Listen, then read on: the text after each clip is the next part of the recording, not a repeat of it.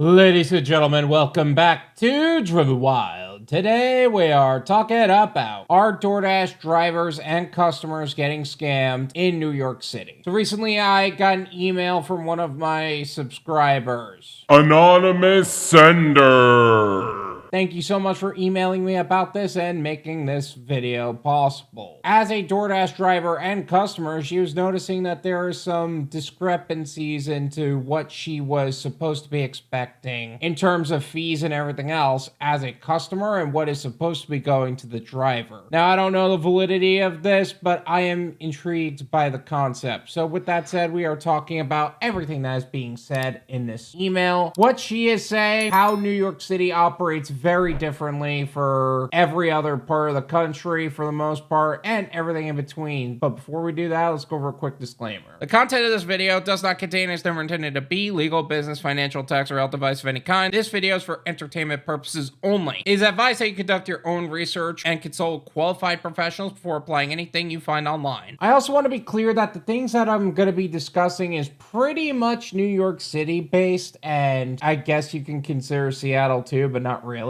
And what applies in this email may not apply to you in the same way. So with that said, let's get started. Greetings, I'm a Doordash driver and customer from New York City. I was watching a video of yours on YouTube about a girl trying to figure out where a hidden charge was coming from. I've provided some of my own personal receipts when ordering. You will also see Doordash lowering my fee, I'm guessing because of my consistent high tips. There isn't a separate charge for using Apple Pay, as some viewers were saying. The taxes, fees, and service charges are very market dependent. So the video I assume she's referring to are the two videos about how Apple Pay and Uber credits don't work well with each other for some reason. I've received different information since, but the point is that New York City operates very differently as a whole, and it's because they don't allow for upfront tipping. You see, New York City passed a law in their market specifically to where everyone has to earn an hourly pay, which is not even actually the case. It's only accounting for active hours, and upfront tipping has been removed entirely, which means tipping is basically dead in New York City, leading to drivers not getting paid as much, leading to less tips overall, leading to a lot of people just leaving Doordash in that general market. I believe the number of drivers in that market went from 120 something thousand gig workers to like 60,000 gig workers, which is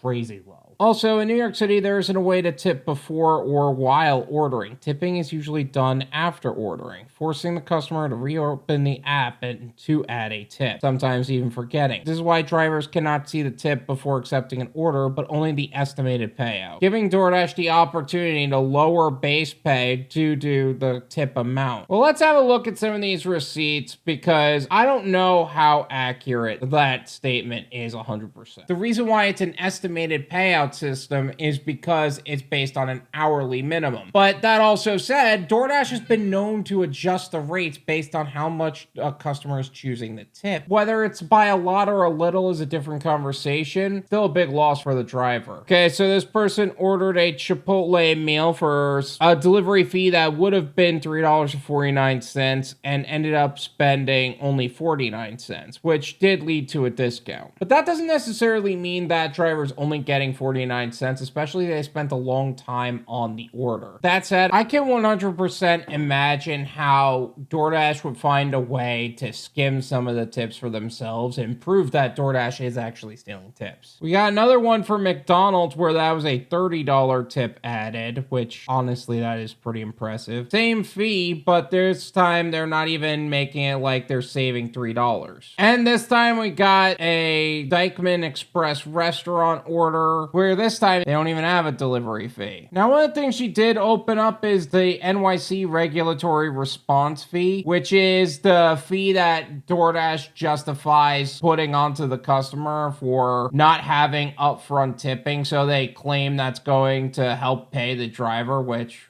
No, it doesn't. She put in one for the service fee is a 15% service fee of a minimum of $3 that helps them operate DoorDash, and taxes, which will be shown on the order receipt. Where DoorDash has always kind of been known for their high fees anyway, so this is not too surprising. But the real question remains, is DoorDash trying to skim the system? Are they trying to pull some shady shit to where they're trying to reduce the amount of pay they're giving drivers as a base rate, specifically because tips are higher? I wouldn't be surprised if they got funky with the numbers, I'm going to be honest. Especially in a place where, like New York City, where they have to pay out a subsidy every week or something like that for the amount of time that they were active on an order, which is why they have estimated rates and not actual rates. But I wouldn't be surprised anymore. If you guys would also like to email me about something happening in your market, even if it's a little market dependent like this is, feel free to email me at drivenwyld@gmail.com. And who knows, maybe you'll get a shout out in a video as well. Or if you would like to keep your name anonymous, like the person in this email, feel free to just mention that and I'll go over it without shouting you out. Thank you so much for watching. I really appreciate it. As always, make sure to hit the like button, subscribe if you're new, and I'll see you guys next time.